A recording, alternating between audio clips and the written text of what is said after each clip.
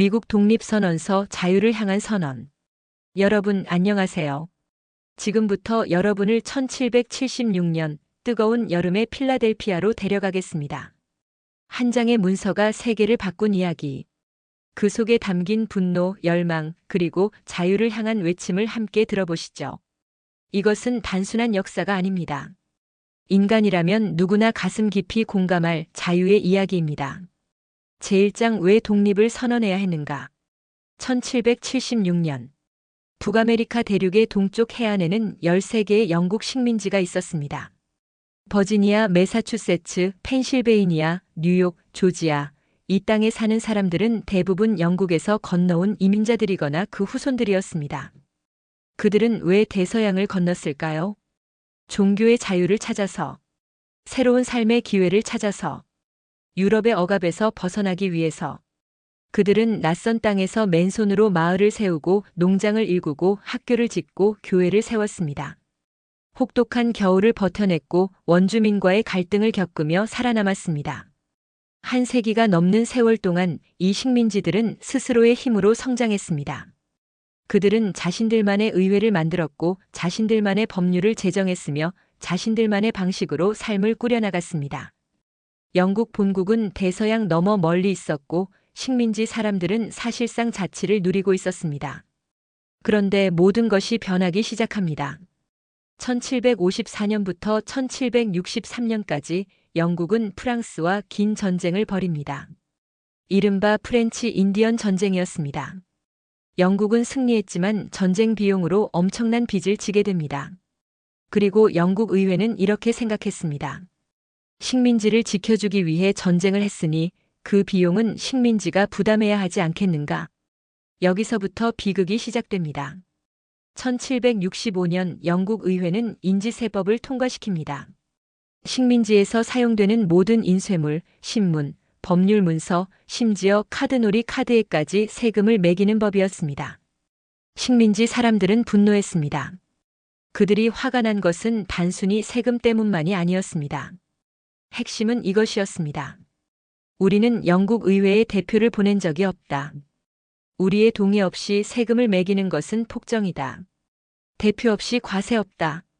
이 구호가 식민지 전역에 울려 퍼졌습니다. 보스턴에서 뉴욕에서 찰스턴에서 사람들은 거리로 나왔고 영국 상품을 불태웠으며 세금 징수관을 쫓아냈습니다. 영국 의회는 인지세법을 철회했습니다. 하지만 곧 새로운 세금을 들고 왔습니다. 1767년의 타운젠드법이었습니다. 유리, 납, 종이, 차에 대한 수입세였습니다. 그리고 영국은 더 나아갔습니다. 식민지에 영국군을 주둔시키고 식민지 주민들에게 그 군인들의 숙소와 식량을 제공하도록 강요했습니다. 자기 집에 자기를 감시하는 군인을 재워야 하는 상황을 상상해 보십시오. 식민지 사람들의 분노는 점점 커져만 갔습니다. 제2장 피로 물든 보스턴. 1770년 3월 5일 보스턴. 차가운 겨울바람이 부는 저녁이었습니다. 보스턴 세관 앞에 군중이 모여들었습니다.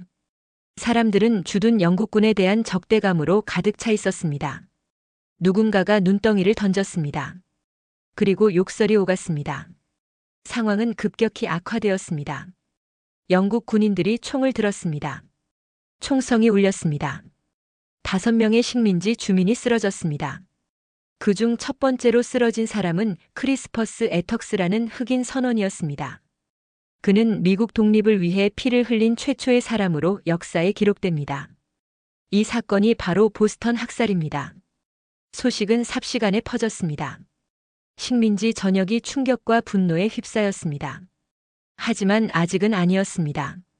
아직 많은 사람들이 영국과의 화해를 원했습니다. 그들은 여전히 스스로를 영국의 식민이라고 생각했습니다. 다만 부당한 대우를 바로잡고 싶을 뿐이라고. 그러나 영국 정부는 화해의 손을 내밀지 않았습니다. 오히려 더 강경한 조치를 취합니다. 1773년 12월 16일 다시 보스턴. 영국 동인도회사의 차를 실은 배 3척이 보스턴 항구에 정박해 있었습니다. 영국 의회는 차에 대한 세금을 유지하면서 동인도 회사에 독점 판매권을 주었습니다. 식민지 상인들은 생존의 위협을 느꼈고 사람들은 원칙의 문제라고 생각했습니다. 그날 밤 약 150명의 남자들이 모호크 인디언으로 변장하고 배에 올랐습니다. 그들은 3시간에 걸쳐 340 이상자의 차를 바다에 던져버렸습니다. 오늘날의 가치로 약 170만 달러에 해당하는 양이었습니다. 보스턴 차 사건. 이 소식을 들은 영국 국왕 조지 3세는 격노했습니다. 그는 이렇게 말했다고 전해집니다. 식민지놈들이 복종하느냐 승리하느냐 둘 중 하나를 선택해야 할 때가 왔다.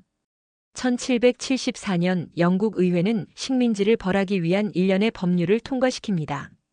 보스턴 항구를 폐쇄하고 매사추세츠의 자치권을 박탈하고 식민지 주민들에 대한 재판을 영국에서 하도록 했습니다. 식민지 사람들은 이 법률들을 참을 수 없는 법률이라고 불렀습니다. 이제 돌이킬 수 없는 지점이 가까워지고 있었습니다. 제3장 총성이 울리다라 렉싱턴과 콩코드. 1775년 4월 18일 밤. 보스턴 주둔 영국군 사령관 토머스 게이지 장군은 비밀 명령을 내렸습니다. 콩코드에 숨겨진 식민지 민병대의 무기고를 파괴하고 반란 지도자인 세뮤얼 애덤스와 존 핸콕을 체포하라는 것이었습니다. 하지만 비밀은 이미 새어나가고 있었습니다. 그날 밤 은세공인 폴 리비어와 윌리엄 도스가 말을 타고 달렸습니다.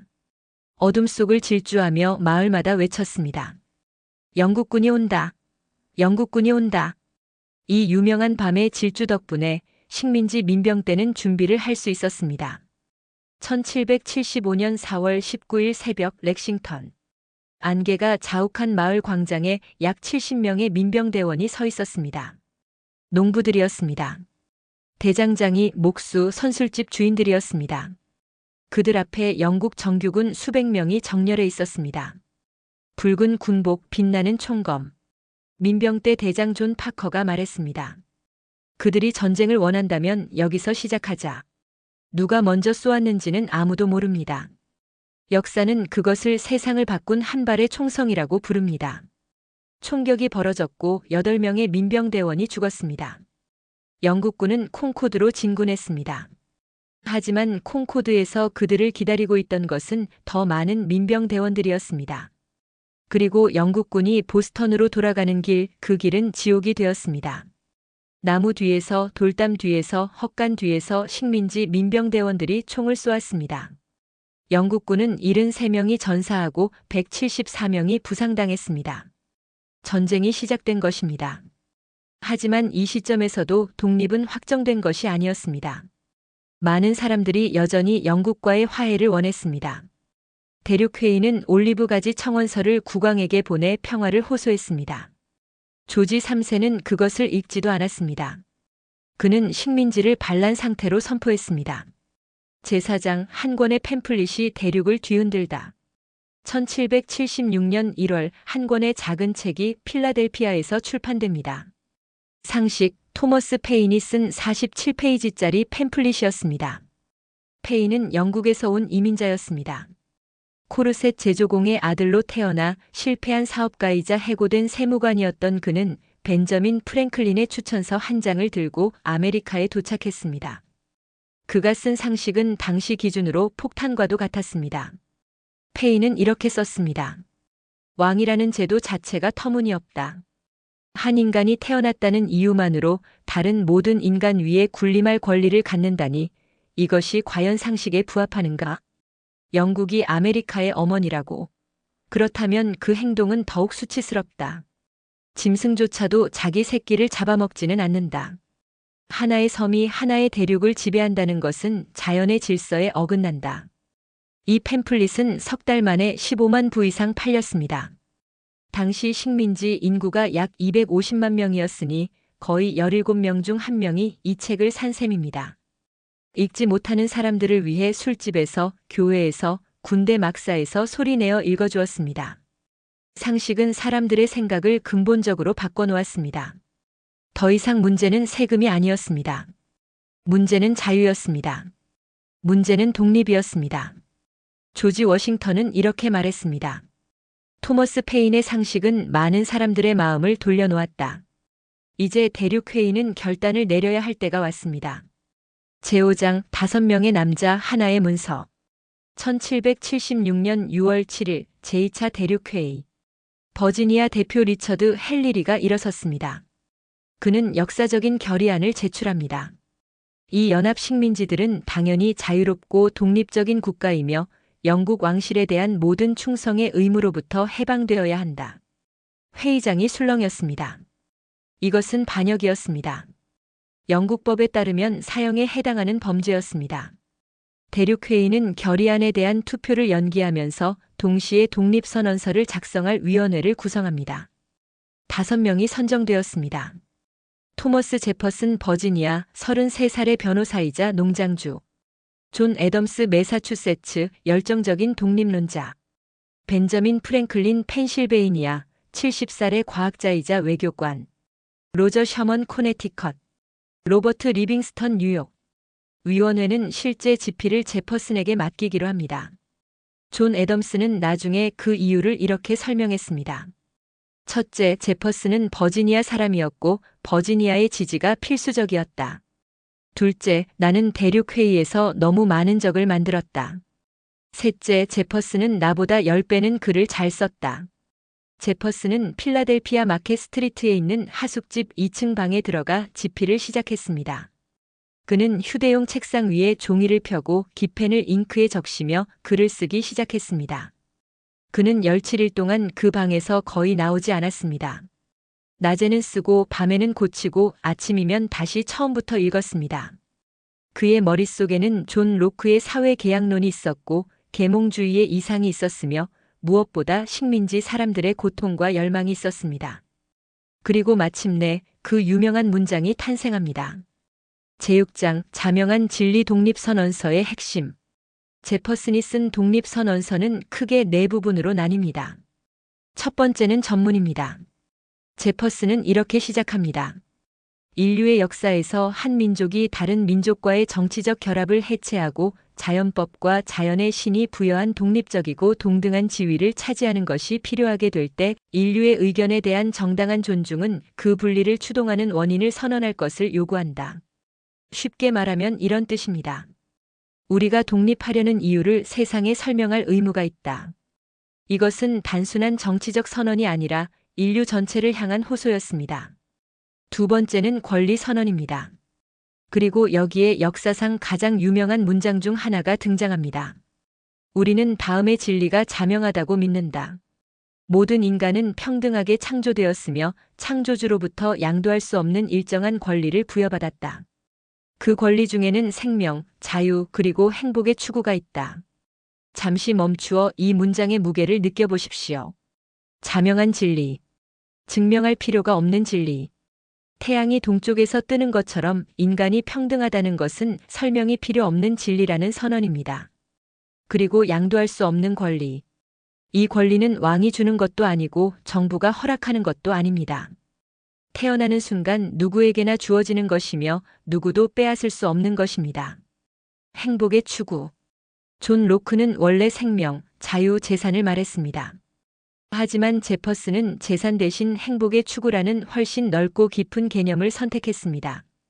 이것은 단순히 부를 축적할 권리가 아니라 인간다운 삶을 추구할 권리, 자신의 꿈을 좇을 권리, 스스로의 삶을 설계할 권리를 의미합니다. 제퍼슨은 계속합니다. 이 권리를 보장하기 위해 인간들 사이에 정부가 수립되며 정부의 정당한 권력은 피치자의 동의로부터 나온다. 이 한 문장이 수천 년 동안 이어져 온 왕권 신수설을 뒤집어 버렸습니다. 왕의 권력이 하늘에서 오는 것이 아니라 정부의 권력이 국민으로부터 온다는 선언. 이것은 혁명적이었습니다. 그리고 가장 급진적인 부분이 이어집니다. 어떤 형태의 정부든 이러한 목적을 파괴할 때 그것을 변경하거나 폐지하고 새로운 정부를 수립하는 것은 국민의 권리이다. 정부가 국민의 권리를 침해하면 국민은 그 정부를 뒤엎을 권리가 있다. 이것이 바로 저항권입니다.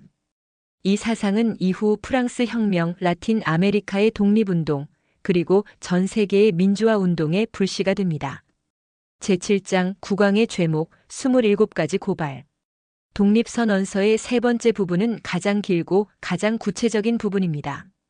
제퍼슨은 영국 국왕 조지 3세의 폭정을 27개 항목으로 나열합니다. 이것은 단순한 불만 목록이 아니었습니다. 이것은 기소장이었습니다. 마치 법정에서 피고인의 죄를 낱낱이 밝히듯 제퍼슨은 국왕을 역사의 법정에 세웁니다. 그 주요 내용을 들어보겠습니다. 그는 공공의 이익에 가장 유익하고 필요한 법률에 대한 승인을 거부했다. 그는 그의 총독들에게 긴급하고 절박한 중요성을 가진 법률의 시행을 금지하도록 명령했다. 그는 입법부를 해산시켰다. 그의 침해에 단호하게 반대했다는 이유만으로 그는 우리의 동의 없이 군대를 주둔시켰다. 그는 우리의 무역을 세계 모든 지역과 차단했다. 그는 우리의 동의 없이 세금을 부과했다. 그는 많은 경우에 배심원에 의한 재판의 혜택을 우리에게서 박탈했다. 그는 우리의 해안을 약탈하고 우리의 도시를 불태우고 우리 국민의 생명을 파괴했다. 하나하나가 칼날 같은 문장이었습니다. 제퍼슨은 감정에 호소하지 않았습니다. 사실을 나열했습니다. 하지만 그 사실들이 모여 만든 그림은 참을 수 없는 폭정의 초상화였습니다. 특히 주목할 것은 제퍼슨이 원래 초안의 노예제도를 비난하는 강력한 문단을 포함시켰다는 사실입니다. 그는 국왕이 노예무역을 강요했다고 비난하며 이것을 인간 본성 자체에 대한 잔인한 전쟁이라고 불렀습니다. 그러나 이 문단은 최종본에서 삭제됩니다. 사우스캐롤라이나와 조지아 대표들이 반대했고 노예무역에 이해관계가 있는 북부 상인들도 불편해했기 때문입니다. 이것은 미국 건국의 가장 아픈 모순이었습니다. 모든 인간은 평등하게 창조되었다고 선언하면서 수십만 명의 인간을 노예로 묶어두는 현실. 이 모순은 이후 거의 90년 동안 미국을 갈기갈기 찢어놓게 됩니다. 그리고 마침내 남북 전쟁이라는 피의 대가를 치르게 됩니다. 제8장 결단의 순간 1776년 7월 1776년 7월 1일 필라델피아의 펜실베이니아 스테이트 하우스. 오늘날 우리가 독립기념관이라고 부르는 그 건물에서 대륙회의가 열렸습니다. 밖은 무더운 여름이었고 창문을 닫아야 했습니다. 파리 때문이었습니다. 근처 마구간에서 날아오는 파리들이 대표들을 괴롭혔기 때문입니다. 그 후텁지근한 방 안에서 13개 식민지의 대표들이 인류 역사상 가장 중요한 결정 중 하나를 내리려 하고 있었습니다. 분위기는 결코 하나로 통일되어 있지 않았습니다. 존 애덤스는 독립의 가장 열렬한 옹호자였습니다. 그는 연설하고 설득하고 때로는 고함을 질렀습니다. 동료 대표 한 명은 그를 독립에 지칠 줄 모르는 아틀라스라고 불렀습니다. 반면 존 디킨스는 끝까지 반대했습니다. 그는 비겁한 사람이 아니었습니다. 나중에 그는 실제로 전쟁에 참전합니다. 하지만 그는 독립이 시기상조라고 믿었습니다. 프랑스의 지원 없이는 영국을 이길 수 없다고 생각했습니다. 7월 1일의 예비 투표에서 9개 식민지가 찬성, 2개가 반대, 하나가 기권, 뉴욕은 본국의 훈령을 기다리느라 투표하지 못했습니다. 밤새 설득이 이어졌습니다. 델라웨어의 시저 로드니는 폭풍우 속에서 80마일을 말을 타고 달려와 찬성표를 던졌습니다. 그의 얼굴에는 피부암으로 인한 상처가 녹색 실크 스카프로 가려져 있었습니다. 7월 2일 최종 투표. 12개 식민지가 찬성. 뉴욕은 기권했지만 나중에 추인합니다. 존 애덤스는 그날 아내 애비게일에게 편지를 씁니다. 1776년 7월 2일은 미국 역사에서 가장 기억할 만한 날이 될 것이요. 이날은 후세에 의해 성대한 축제로 기념될 것이요. 장엄한 행사와 퍼레이드, 불꽃놀이로 이 대륙의 한쪽 끝에서 다른 쪽 끝까지 축하할 것이요. 그의 예언은 맞았습니다. 다만 날짜가 이틀 틀렸습니다. 미국인들은 독립 결의일인 7월 2일이 아니라 선언서가 공식 채택된 7월 4일을 독립기념일로 기념하게 됩니다. 제구장, 서명, 목숨을 건 이름들. 7월 4일 독립선언서가 공식 채택된 후 대표들은 서명을 해야 했습니다. 이것이 얼마나 위험한 행동이었는지 이해해야 합니다. 그들은 대영 제국에 대한 반역 문서에 자기 이름을 적는 것이었습니다. 발각되면 교수형이었습니다. 벤저민 프랭클린은 이 순간에 특유의 유머를 발휘합니다. 우리는 모두 함께 목을 매달리지 않으면 분명히 따로따로 매달리게 될 것이요. 존 핸콕은 대륙회의 의장으로서 가장 먼저 서명했습니다. 그의 서명은 유난히 크고 화려했습니다. 전해지는 바에 따르면 그는 이렇게 말했습니다. 조지 3세가 안경 없이도 읽을 수 있도록 크게 쓰겠다. 이래서 영어에서 존 핸콕이라는 표현이 서명이라는 뜻의 관용어가 되었습니다. 총 56명의 대표가 서명했습니다. 그들은 변호사, 상인, 농장주, 의사, 목사였습니다. 그들 중 가장 나이가 많은 사람은 70살의 벤저민 프랭클린이었고 가장 젊은 사람은 26살의 에드워드 러틀리지였습니다. 그리고 이 서명자들 중 많은 이가 그 대가를 치렀습니다. 5명이 영국군에 체포되어 반역죄로 고문당했습니다. 12명의 집이 약탈되고 불태워졌습니다. 2명은 전쟁 중에 아들을 잃었습니다. 9명이 전쟁 중 부상이나 그로 인한 합병증으로 사망했습니다. 그들은 자신이 무엇을 걸고 있는지 정확히 알고 있었습니다. 독립선언서의 마지막 문장이 그것을 말해줍니다. 이 선언을 지지하기 위해 신의 섭리에 대한 굳건한 신뢰를 가지고 우리는 서로에게 우리의 생명과 재산과 신성한 명예를 바친다. 생명과 재산과 명예. 인간이 가진 모든 것을 걸었습니다. 이것은 빈말이 아니었습니다. 그들은 실제로 모든 것을 잃을 수 있었고 실제로 많은 것을 잃었습니다. 제10장 독립선언서가 세계에 남긴 것. 1776년 7월 4일 이후 독립선언서는 단순한 미국의 문서를 넘어 인류의 유산이 되었습니다. 1789년 프랑스. 바스티유 감옥이 무너지고 프랑스 혁명이 시작됩니다. 혁명가들이 발표한 인간과 시민의 권리 선언은 미국 독립선언서에 직접적인 영향을 받았습니다. 라파예트 후작이 초안을 작성할 때 그는 토머스 제퍼슨에게 자문을 구했습니다. 라파예트는 미국 독립전쟁에 참전했던 프랑스 귀족이었습니다. 19세기 라틴 아메리카. 시몬 볼리바르가 스페인 식민 지배에 맞서 봉기할 때 그의 연설에는 독립선언서의 메아리가 울렸습니다. 베네수엘라, 콜롬비아, 에콰도르, 페루, 볼리비아가 독립을 선언했습니다. 1848년 미국. 엘리자베스 K.D. 스탠턴은 세네카 폴스에서 열린 여성 권리 대회에서 감정 선언서를 발표합니다. 그 첫 문장은 이렇습니다. 우리는 다음의 진리가 자명하다고 믿는다. 모든 남성과 여성은 평등하게 창조되었다. 독립선언서의 문장을 그대로 빌려오되 맨의 언드 위먼을 추가한 것입니다. 독립선언서의 약속이 여성에게도 적용되어야 한다는 강력한 주장이었습니다. 1863년 게티즈버그. 에이브러햄 링컨은 남북 전쟁의 전장에서 연설합니다. 87년 전 우리의 선조들은 이 대륙에 새로운 나라를 탄생시켰습니다. 자유 속에 잉태되었고 모든 인간은 평등하게 창조되었다는 명제에 헌신하는 나라를. 링컨은 독립선언서의 약속을 상기시키며 노예제의 폐지가 곧 건국 이념의 완성이라고 선언한 것입니다. 1947년 인도. 자와할랄 네루는 영국으로부터의 독립을 선포하며 미국 독립선언서의 정신을 인용합니다. 1960년 베트남. 호찌민은 베트남 독립선언서를 낭독하며 이렇게 시작합니다. 모든 인간은 평등하게 창조되었다. 창조주는 그들에게 양도할 수 없는 일정한 권리를 부여했다. 그 권리 중에는 생명, 자유, 행복의 추구가 있다. 미국 독립선언서의 첫 문장을 그대로 인용한 것입니다. 식민 지배를 받던 나라가 식민 지배에 맞서 독립을 선언하면서 바로 그 식민 지배 세력의 건국 문서를 인용한 것입니다. 이보다 더 강력한 수사학적 전략이 있을까요? 1963년 워싱턴 DC. 마틴 루서 킹 주니어가 링컨 기념관 앞에서 연설합니다. 나에게는 꿈이 있습니다. 언젠가 이 나라가 일어나 그 신조의 진정한 의미를 실현하는 날이 올 것이라는 꿈입니다. 우리는 다음의 진리가 자명하다고 믿는다.